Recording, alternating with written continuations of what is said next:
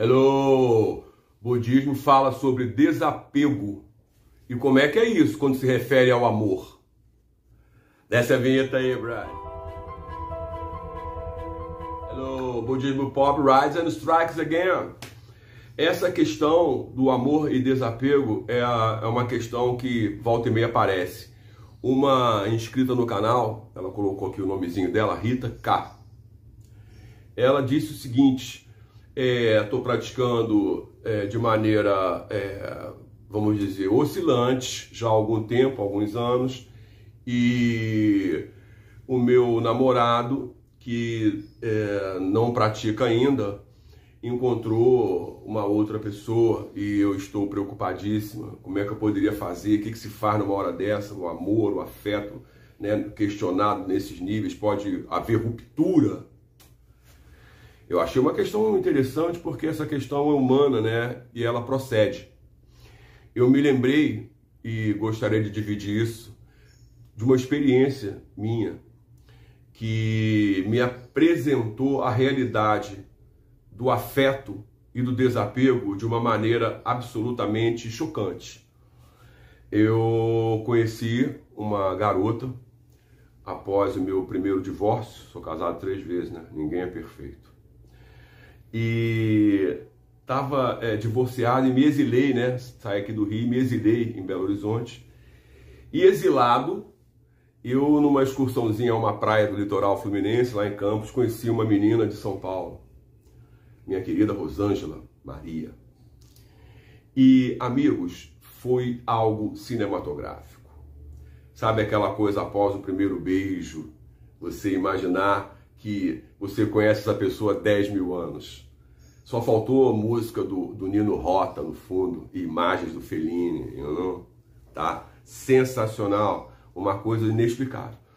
E a gente travou um relacionamento espetacular e meteórico, porque há 44 dias depois desse primeiro beijo, ela fez o Nirvana, com apenas 22 anos de idade, concluindo mestrado em matemática.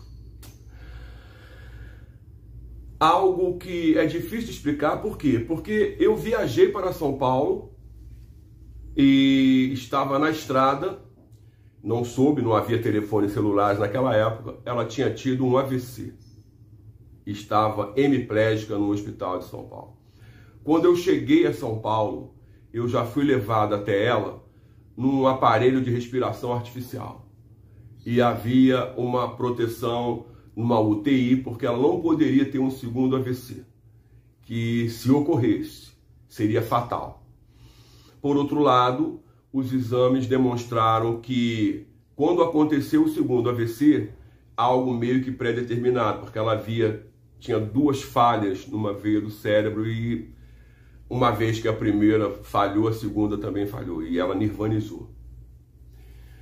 Então eu a vi no aparelho e depois a vi no caixão, tá? É difícil explicar para as pessoas o que a gente sente, ok?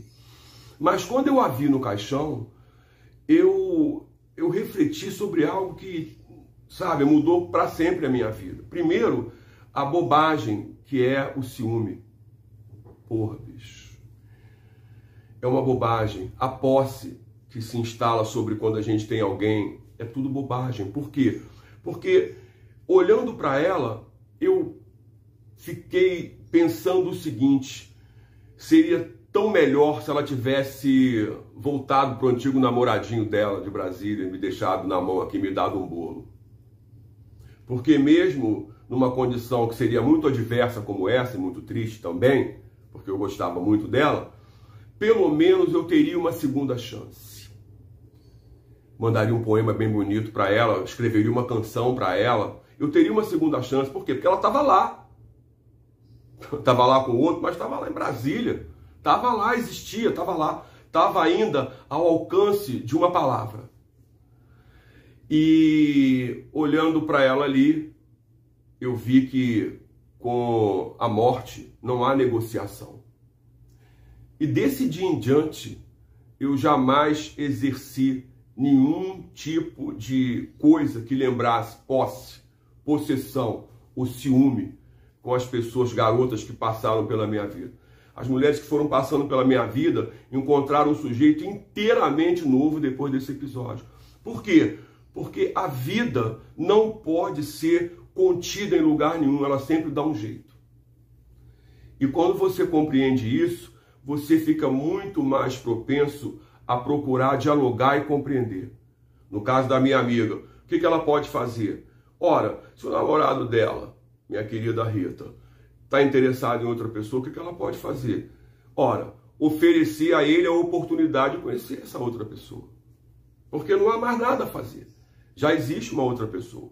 Ao passo que se isso ficasse oculto, ou se fosse feito às costas, já seria muito pior, porque aí seria desleal e tudo, né? Ora, onde há lealdade, então, existe margem para que as coisas se deem. E elas devem se dar de maneira natural, porque ninguém é obrigado a ficar com ninguém. E eu espero, minha querida Rita K, que você não tenha que ter uma experiência tão drástica como a que eu tive, para você compreender que às vezes é preciso renunciar. E se for feito com o coração aberto e sincero, o resultado que você espera vai acabar acontecendo. Porque ele pode ir lá, conhecer a garota, não gostar dela e voltar para você. A vida segue. Por quê? Porque ele pode ir também e não voltar. Ah, mas foi embora com a outra. Poderia ter ido e ter morrido. Então é preciso refletir sobre isso. Porque a gente chega um momento em que não é mais aquilo que a gente sonha, mas aprender a viver com aquilo que realmente é. Do ponto de vista budista, praticar para ter sabedoria nas definições.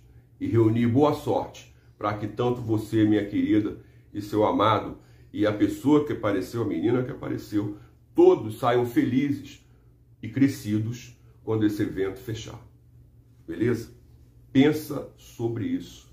Reflete sobre isso. Cuidado com a tristeza.